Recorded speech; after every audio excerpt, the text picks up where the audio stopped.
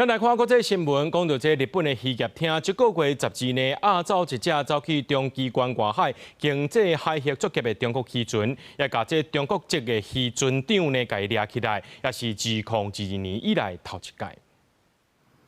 日本渔业厅渔业管制船在日中岛伫长崎关近海五岛市鹿岛町塔西南大约170公里的日本专属经济海域，发现画面正平一只载有11人的中国渔船，轻东鱼11998正伫作业，随下令叫船停乱，并且准备停船来检查。不过，这只船无服从，想要逃走，尾后日本当局该立钓并且扣押。47岁船长地念力，和日本以违反渔业主权法当场该抓起来。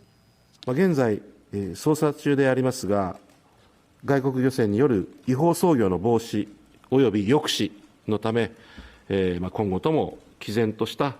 対応で